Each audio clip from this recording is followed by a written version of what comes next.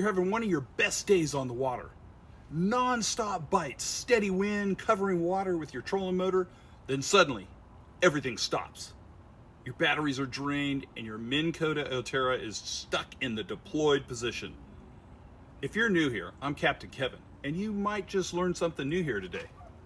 In this video, I'm sharing exactly what happened when my Ulterra lost power, and after recharging, failed to stow properly. It attempted to retract, but jammed itself sideways in the cradle. I'll walk you through the steps I took to diagnose the issue, take the unit apart, and reset the motor so it's fully functional again. If you own an Ulterra or rely on an auto-deployed trolling motor, this is something you'll want to prepare for. So let's get into it.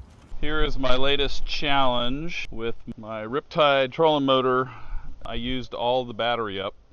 We were fishing on Richland Chambers and the wind was blowing 20 plus, and after about 5-6 hours I consumed 100 amp hours in my lithium batteries and the trolling motor died. Let me show you my setup up here.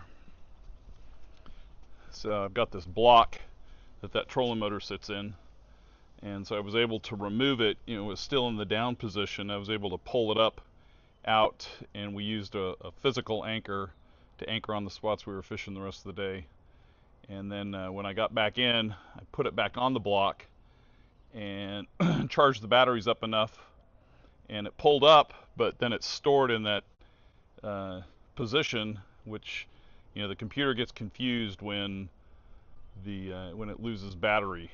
So I'm now going to attempt to get it reset into the correct position with my temporary mount here on the back. This is my splasher mount, but temporarily I've put a block on here that I can mount it and hold it here while I work on this issue. So I have had the belt replaced before. You can see it's a little loose in there. That doesn't look good. Hopefully I didn't munge the belt or break it, because I think it probably pulled in a little further than it should have. But my first attempt is going to be to pull, well actually there's supposed to be a pin that I can pull. Oh, and great. So that pin is underneath there, which I can't get to pull up and adjust this nodule. So that is not going to work. So that is going to be a problem. So let's pull the side off.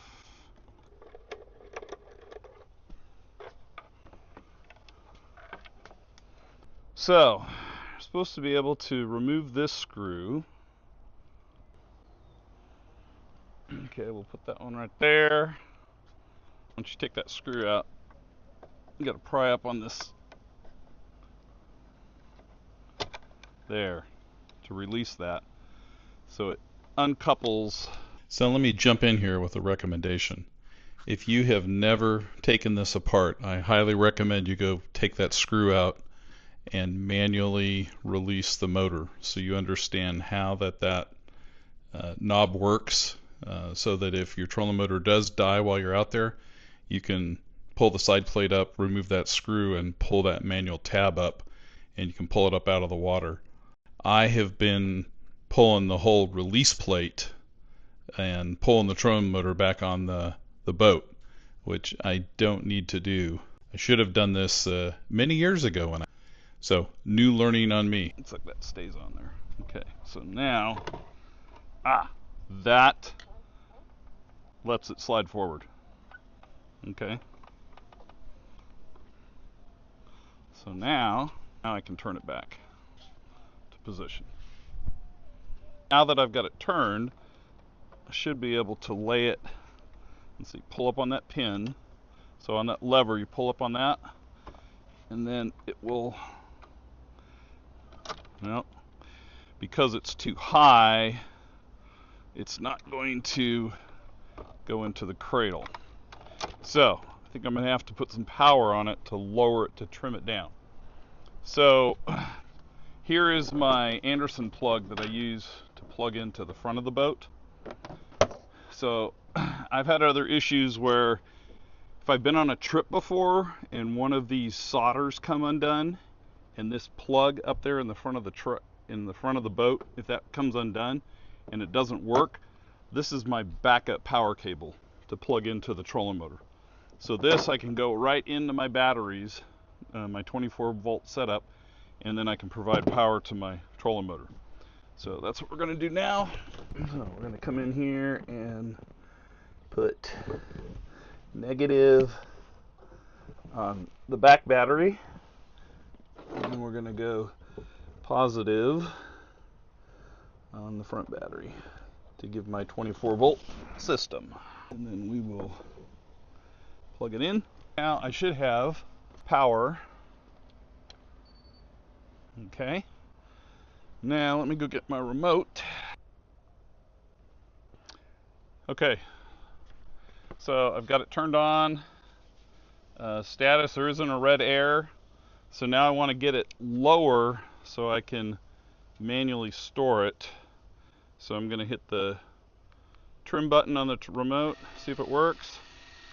Looks like my belt is still working.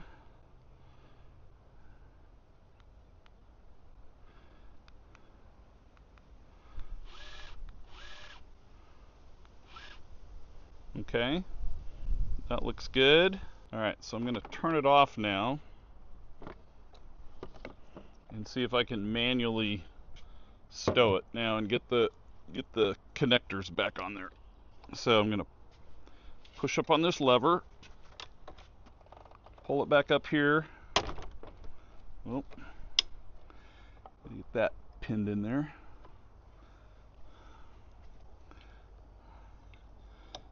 Get those reconnected. Okay, so there, I've got that back on there. Okay, that's good. So now I'm going to put that screw back in there.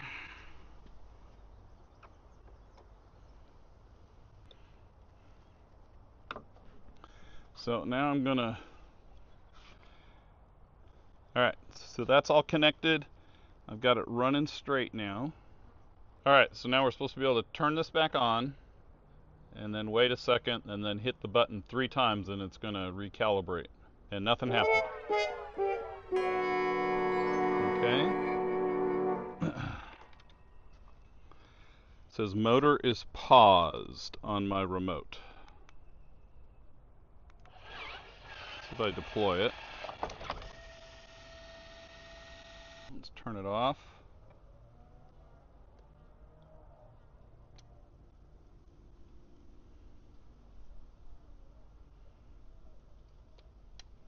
Turn it back on. 1, 2, 3. Okay. Here goes the reset process. Goes all the way up. Checks it. Goes down.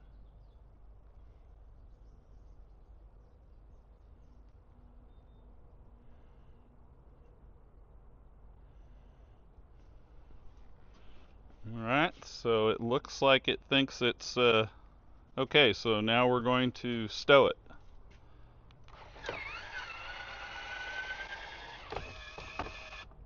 Wow. It's working again. Alright, let's do another test to deploy it.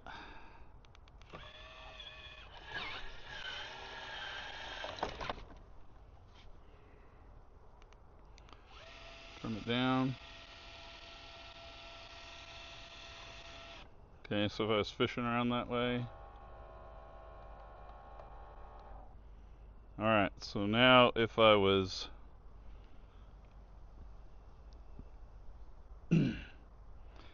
trolling motoring like that and I hit stow, let's see if it's going to turn it and stow it correctly.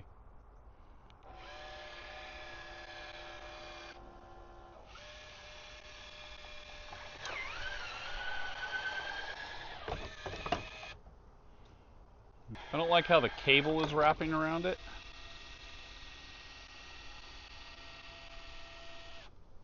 Alright, so we're supposed to be able to pull this, so if I want this spun around, I'm supposed to be able to pull this out.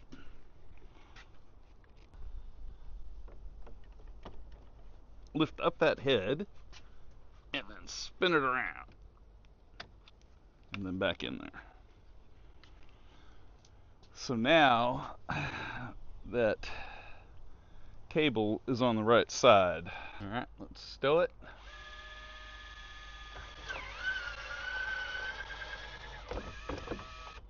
There we go. Now the cable's straight.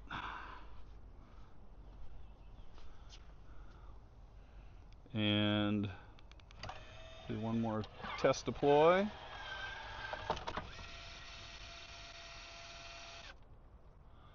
It's looking good. Trim it down some more. Oh, hit the ground.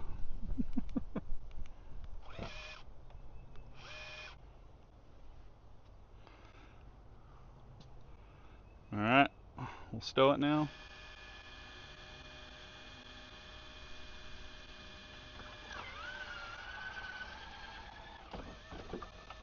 I think we are back in business. Looking good.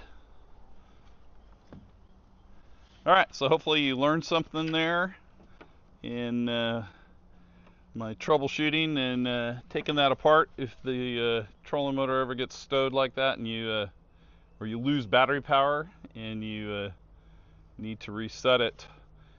Take that pop screw out there, and that allows you to get leverage, or allows you to manipulate that and pull it out and reposition, and then you can turn this head around too by pulling that pin out and spinning it. Just going to put some white lithium grease on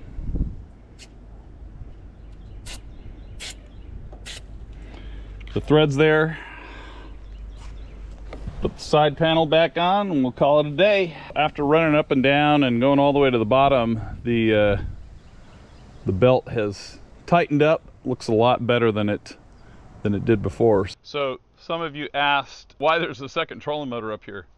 So when I was guiding, I had that auto deploy trolling motor and it failed on me on a trip. I took it in and got the new belt. The belt broke on it. I had to get a backup one to keep running my trips. So that was my backup one, and I carried that in my truck for many years as my backup trolling motor. I would use this when I go to saltwater, so I'm not taking the auto deploy one offshore and bouncing it around, and just use the self-deploy one.